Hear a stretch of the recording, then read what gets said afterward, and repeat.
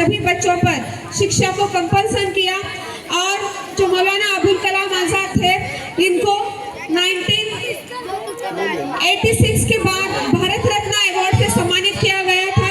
मौलाना अबुल कलाम आजाद का जो जन्मदिन आता है 11 नवंबर, वो नेशनल एजुकेशन डे के रूप में मनाया जाता है।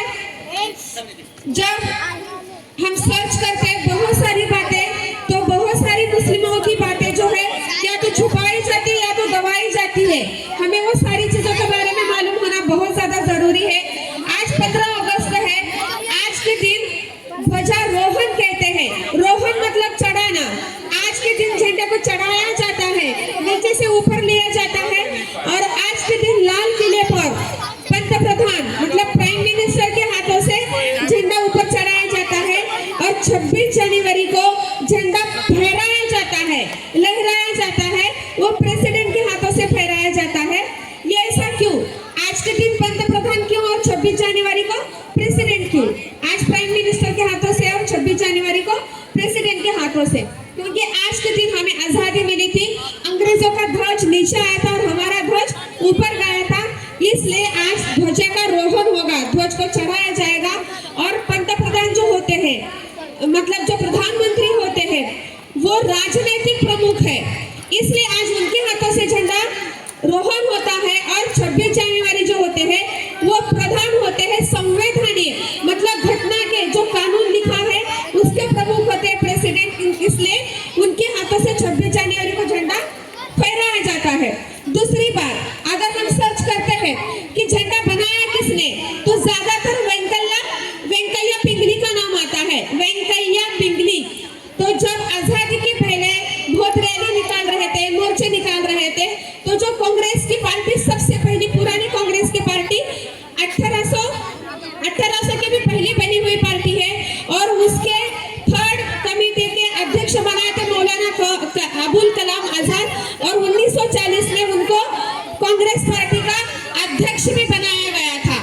अब क्या हुआ, 1931 में वेंकैया पिंगली इन्होंने झंडा बनाया, मगर झंडा सेम ऐसा था, ऊपर रेड कलर था, नीचे हरा था और बीच में चरखा बनाया गया था, क्योंकि गांधी जी ने वैसे बोला था।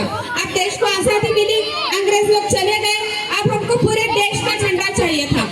तो वो जो झंडा था पहले वाला, वो सिर्फ कांग्रेस पार्टी का झंडा था। अब देश का झंडा बनाना था तो कमेटी बनाई गई। कमेटी में थे मौलाना अबुल कलाम आजाद, सरदार वल्लभ भाई पटेल और ऐसे 2-4 लोग थे, अम्बेडकर जी थे। इनको बोला गया कि आप लोग राय मशवरे से नए झंडे का डिजाइन करेंगे। और संविधान में थे बदरुद्दीन तैयब जी। तो इन्होंने क्या किया, उनके हाथ में एक चिट थी जैसे मैंने अभी पकड़ी है, और इन्होंने बोला कि जो पुराना झंडा था ऊपर लाल रंग, सबसे नीचे हरा रंग और बीच में चरखा लगाया गया है, क्यों ना हम यही झंडा रखें, चरखे की जगह सिर्फ अशोक चक्र लगाया जाए। तो सब लोगों ने खुशी खुशी इस बात पे राजी हो गए और 1947 के बाद जो अब तक झंडा लहरा रहा है वो बदरुद्दीन तैयब जी के अनुसार वो झंडा बनाया गया।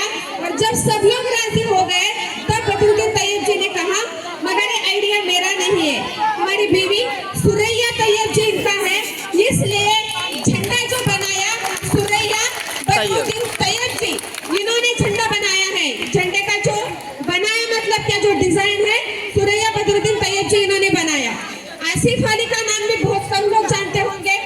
जब भगत सिंह को फांसी की सजा देने वाले थे, उसके पहले कोर्ट में केस लड़नी थी, कोई भी भगत सिंह का केस लड़ने के लिए तैयार नहीं था। आसिफ अली जबकि सबसे बड़े वकील थे, बैरिस्टर थे, उन्होंने भगत सिंह का केस लड़ा था।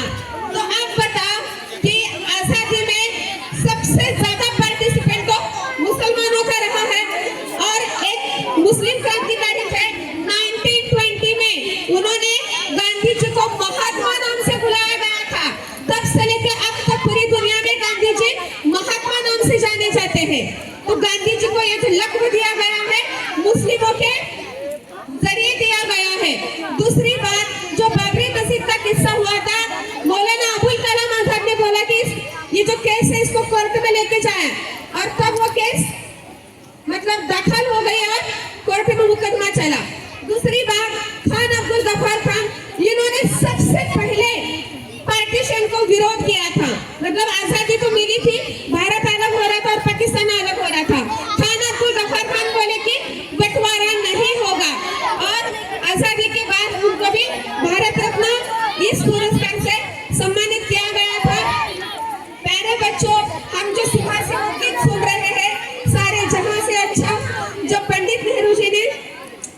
से चक्कर लगाया था और उनको सवाल पूछा था कि वहां से हिंदुस्तान कैसे दिखता है, तो उन्होंने जवाब दिया था सारे जहां से अच्छा।